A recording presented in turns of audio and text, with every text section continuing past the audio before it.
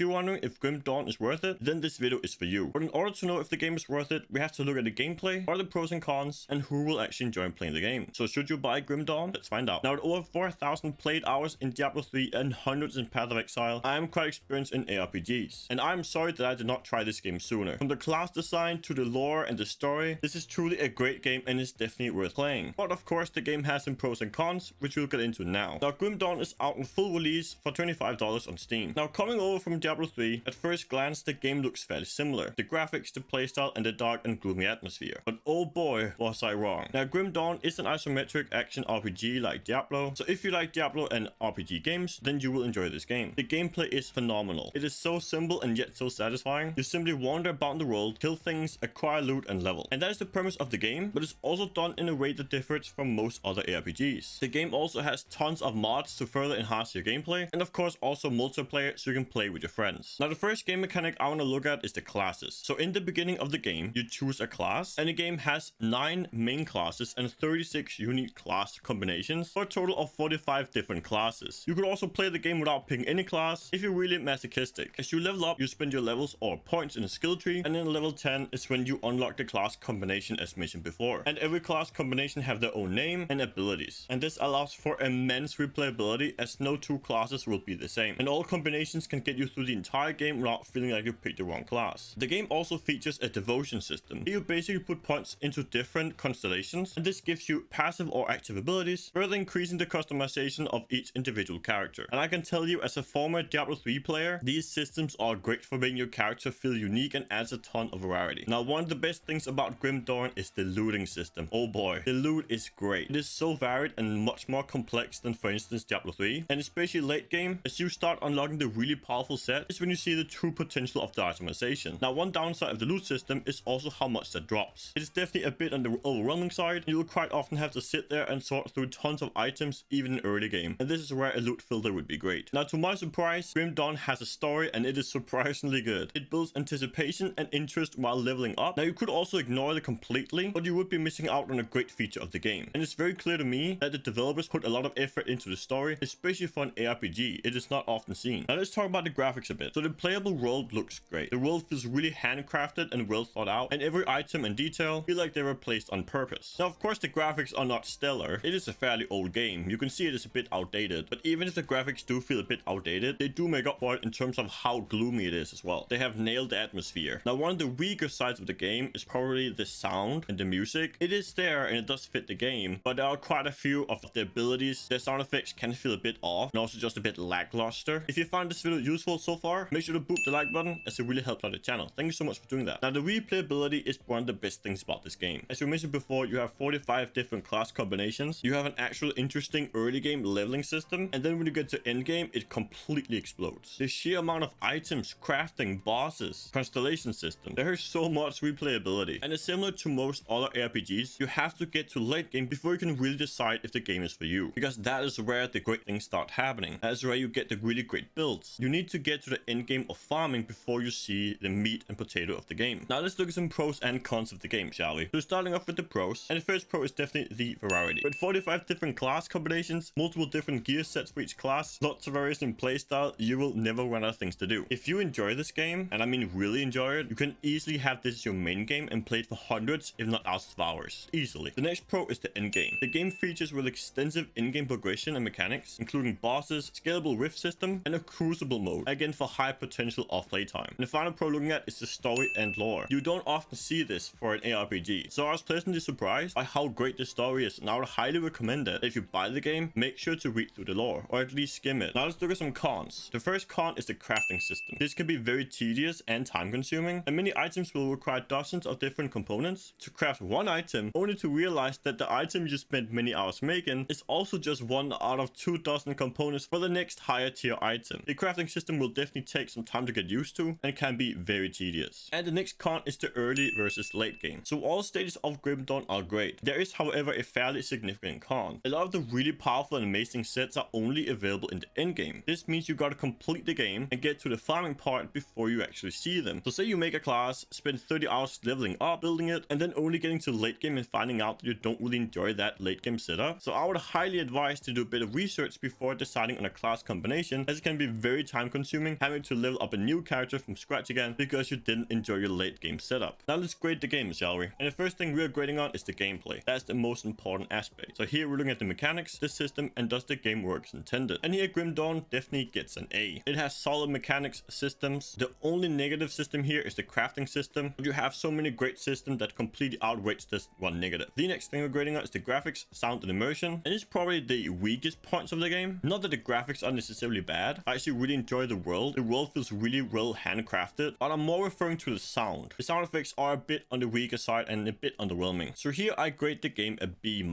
World design is great, but the sound is lagging a little bit. And the final thing we're grading on is progression and replayability. And here we're also looking at the story. This is where this game just outshines anything. The progression, replayability, and story is fantastic. And this is definitely worthy of the almighty A+.